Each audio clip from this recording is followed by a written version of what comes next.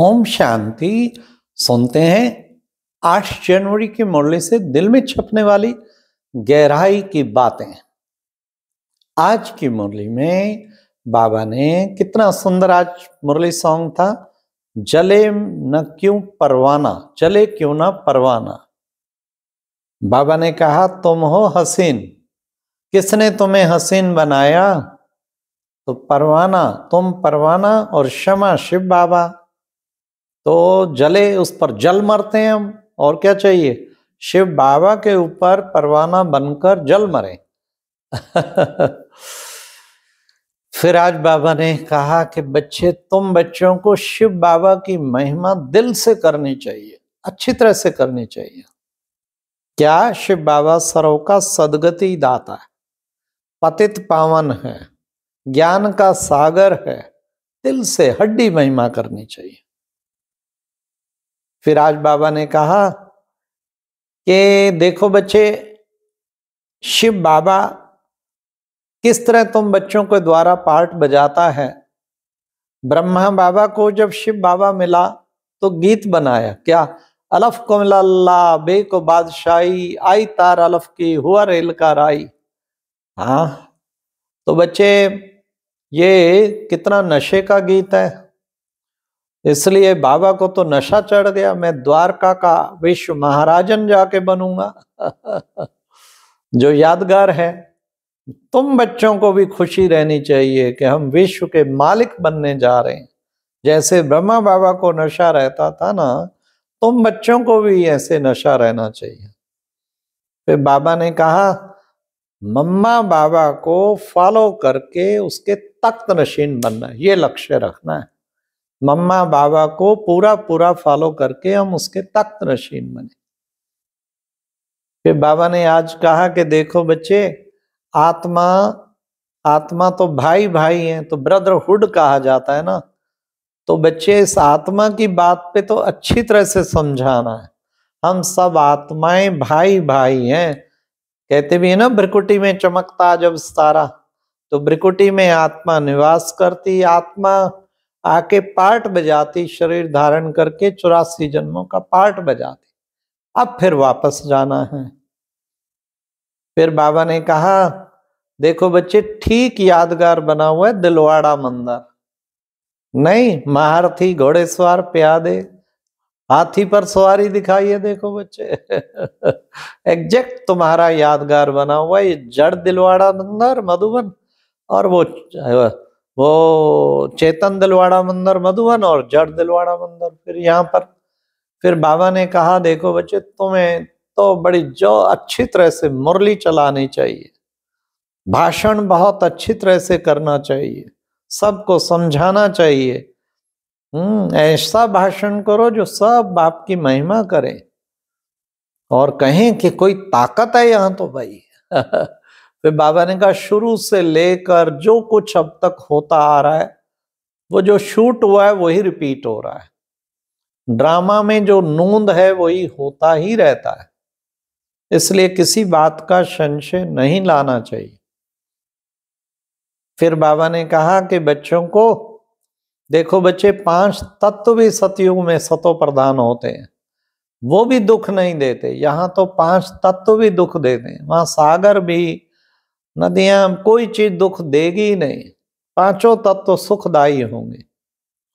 बच्चे देखो, गायन है ना, भारतवासी कौरव यादव क्या करत भय, पेट से मूसल निकले।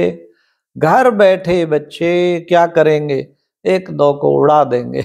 इतनी तैयारी विनाश की हुई है और धमकी देते रहते हैं। तो इसलिए बाबा ने कहा जरूर शिव बाबा ने आके भारत में हेवन बनाया, हेल को लिबरेट करके, सबको लिबरेटर है ना, वो ज्ञान का सागर भी है, सबको लिबरेट करके हेवन में ले गया। फिर बाबा ने कहा तुम बच्चे अब समझते हो, हम श्रीमत पर सर्विस कर रहे हैं तो उसका फल भी बहुत अच्छा मिलता है। कदम कदम श्रीमत पे हम सर्विस करें तो हमें फल अवश्य मिलेगा।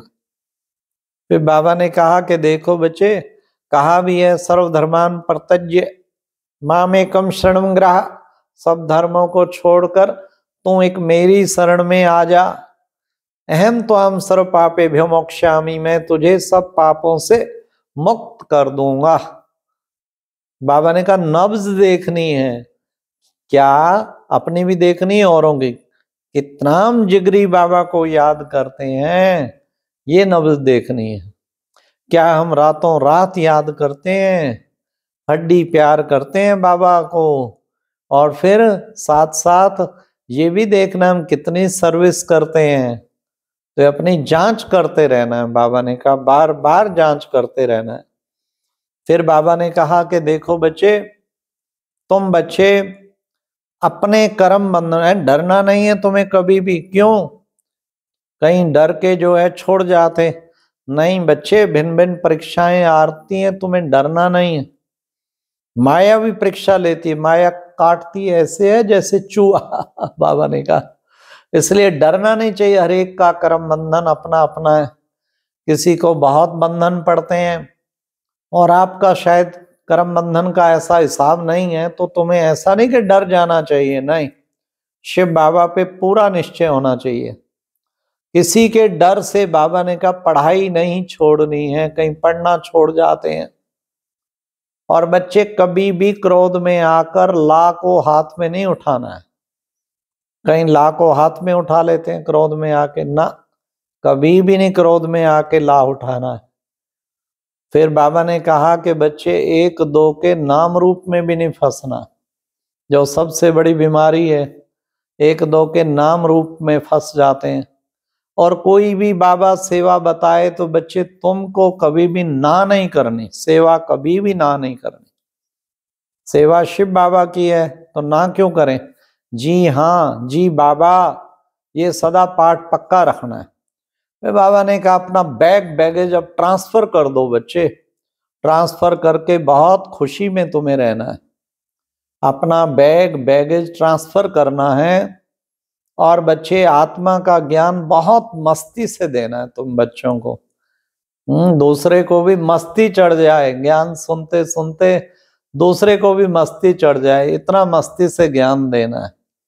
आत्मिक स्थिति में टिक के, जैसे बाबा ने एक बार कहा था, पॉइंट बनकर, दूसरे को पॉइंट रूप में देखकर, और पॉइंट की स्मृति, शिव बाबा की स्मृति में रहकर ज्ञान की पॉइंट सुनाओ तो पॉइंट लगेगा, तीर लगेगा तो आज बाबा ने वही कहा कि बच्चे आत्मा का ज्ञान बहुत मस्ती से तुम बच्चों को देना है।